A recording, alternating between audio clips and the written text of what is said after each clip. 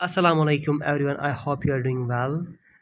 Dear viewers, today we are going to discuss a very interesting topic, that is adjacency pairs in pragmatics. You will be watching the very interesting video today. You people have to watch the video and don't forget to subscribe to the channel so you would be able to watch and receive upcoming videos. Thank you so much for that. Now we are going to start. Adjacency pairs in conversation. A pragmatic perspective. So you know that I have already told you that the adjacency pairs actually is from pragmatics, and pragmatic is from linguistics. We will be discussing this adjacency pair, and adjacency pair is actually part of our communication, our conversation, right? So we will be discussing now. So I have written definitions of all the things here. We will read and we will try to know line by line concept what is in these definitions. We will be discussing now. Adjacency pairs are fundamental building blocks of conversation in pragmatics. Means these are the building blocks, means the basic things of communication. They refer to sequences of two related utterances by different speakers. Means they refer to sequences, means there is a subsequent or sequence of utterances by speakers. The answer of the question what speaker says and what should be the answer of that question. Likewise, when we discuss, that is called adjacency pairs, where the first utterance, the first pair part, we will say the first utterance or the first pair, the first part creates an expectation for a specific type of response. Second pair part, so this is what first pair asks question, and that creates an expectation that what should be the answer to the question. This is what pair that comes back to back responses. This relationship reflects the organized rule governed nature of human interaction. Definition and the features of adjacency pairs. Adjacency pairs have several key characteristics. The very first one is paired structure. Now, what can be the structure of the adjacency pair? Two utterances that are subsequently related with the first part triggering a specific expected response. Means there can be one utterance, the first utterance can be one, and there can be two responses for that utterance. You know that whatever you speak, there can be a preferred response or dispreferred response. These both are the responses. This is what the structure of the adjacency pair in conversation. And conditional relevance, the second pair part is conditionally relevant. It means the first part creates an obligation for the next speaker to respond appropriately. Means what can be the appropriate answer for the asked question or the said sentence statement. So the first person, the speaker, creates an obligation for the next speaker that what can be the response to the question. This is conditional relevance. Okay, second is sorry, we have half here. If the second part is missing or delayed, the conversation may feel incomplete. You know, when you must have, when you speak, when you ask, or when you conversate with others, then there should be subsequent responses. And whatever you say, someone responses, and what someone will say, you will respond. This is what actually continuation of your conversation. If you break it down, like when you speak someone not responses, it is a kind of incomplete conversation. Turn taking, second one. Adjacency pairs reflect the turn taking mechanism in conversation where speakers take turns in a socially organized way. Okay, turn taking, you know that it is a characteristic of conversation. Like a turn taking is, for example, when someone speaks in a conversation and second one waits, and whenever got chance, second one will speak. That is what turn taking, not having overlapping, just waiting for someone's end and speaking from their onward is your turn taking. Preference organization. Some second pair parts are preferred responses like agreement or acceptance, while others are dispreferred like disagreement or refusal. Dispreferred responses often require extra politeness or explanation.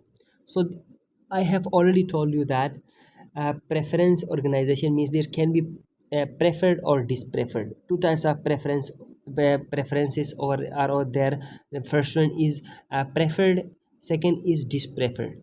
Now prefer means that someone you are responding in a positive way, you are agreeing, whereas in the dispreference means you are showing your disappointment or refusal. This is the difference. Example 1, greeting or response. This is an example of the adjacency pair, right? First part, hi, how are you? Someone says, right? Second part, you are responding to it like, I'm good. How about you? This is what the response. This expected response or not, you can say, hi, how are you?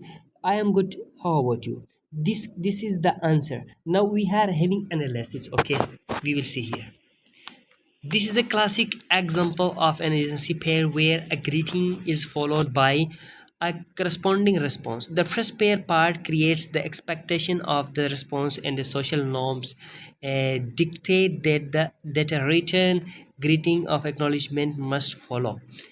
If the response is missing or delayed, it would be seen socially awkward or incomplete. We have already so impolite. We have already discussed. The exchange illustrates the cooperative nature of conversation, where both participants contribute to maintaining social harmony. This is what in the first example we discuss about the greeting. You know that when you greet, you are asking about someone's health. So what can be the upcoming answer? You are whenever you asking about someone health in greeting, you means you are giving a kind of respect. So respected respectful questions will get respectful answers. This is in the definition, you can read again. Variation. Now variation means that there's a difference. Sometimes people might respond with less enthusiasm, not but you, with which still fulfills the adjacency pair structure but may reflect a more reserved tone. The key point is the structure holds, and the second part of the pair is conditionally relevant. Okay, structure and conditionally relevant should be there. There can be the answer might be in different way, but the sense can be same in the adjacency pair, right? Example 2, question answer. First pair, what time is the meeting tomorrow? Second pair, it is 8:10 a.m. This is the answer. Now see the analysis. In this case, the question from the first pair part and it prompts the expectation of answer. Means it prompts the expectation answer means that there can be a time. You are asking about time, answer with will be time. Got it? The second pair part fulfills the obligation by providing the requested information. If the second part were absent or irrelevant, the speaker of the first part might repeat the question or seek a clarification. Sorry, when was it again? So this is another situation. This illustrates conditional relevance. The question demands a specific kind of response, and the absence of the proper answer can disrupt the conversation flow. Okay. Variation. A dispreferred second part might involve uncertainty about something. First pair part, what time is the meeting tomorrow? Second pair part, I am not sure, let me check. This is uncertainty. This response acknowledges the question but refers the answer, maintaining the adjacency pair structure while signaling the need for more information. Third example, request acceptance or refusal. First pair part, could you pass the salt? Second pair part, preferred. Sure, here you go. Sure, here you go. This is the answer. Second pair part, dispreferred, sorry I can't reach. These are the answers. There can be two answers, there can be three answers, you know that.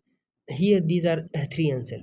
The disprefer is not there here. Only could you pass the salt, sure, here you go, sorry I can't pass. Sorry, dispreferred is also there. And say first and the second pair, first pair is preferred, second is dispreferred. Okay. Analysis. This example shows a request followed by either acceptance, the preferred response, or refusal, the dispreferred response.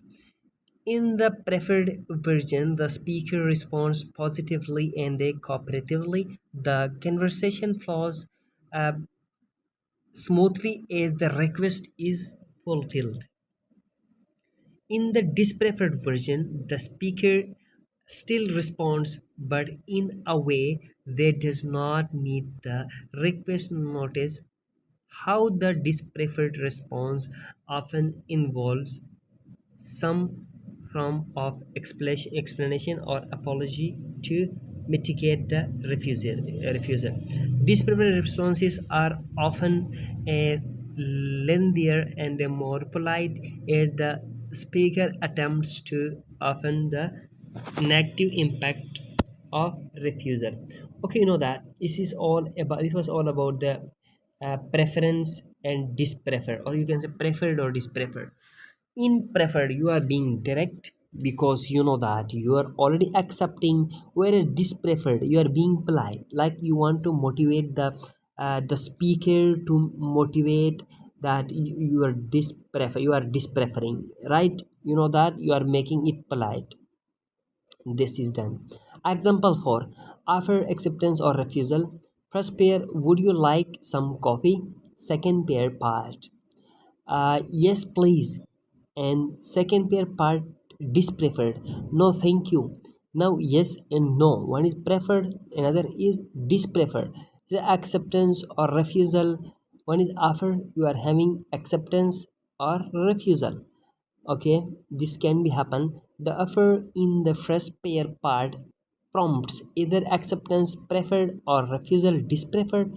The preferred response yes please fulfills the conversation obligation positively. Means in the conversation someone asks a question and someone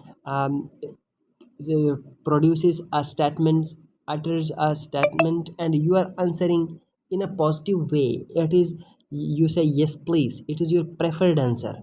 And if you say no, I'm not sure, or I know I'm not doing, no I am not available, likewise you will give answers.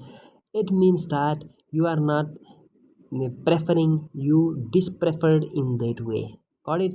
It reflects politeness and a willingness to engage in the offer. The dispreferred response no thank you is polite but negative, and the speakers often refusals with so soften refusal with politeness, markers thank you or explanations. I have already had some. Likewise, you will answer. This adjacency pair highlights preference organization where acceptance is typically seen as the preferred smoother response. Preference, or we can say the accepted answer, is a smooth answer, a smooth response, you can say. What is the variation here? In first pair part, would you like some coffee? Second pair part, I do have, I do love to, but I am trying to cut back on caffeine. This is the example. In this version, the speaker refuses the offer but adds an explanation to mitigate the dispreferred response. So this is all about all these adjacency pairs. There are 4 to 5 examples I have shared with you people. It was really interesting topic. I hope that you people have also enjoyed this topic. I enjoyed a lot, and if there is any question, you people can ask in the comment section, or you can direct contact with me. And again, I will remind you that you people have to subscribe to the channel. It's a kind of help from you people. Thank you so much. Have a great day. Allah nagahban.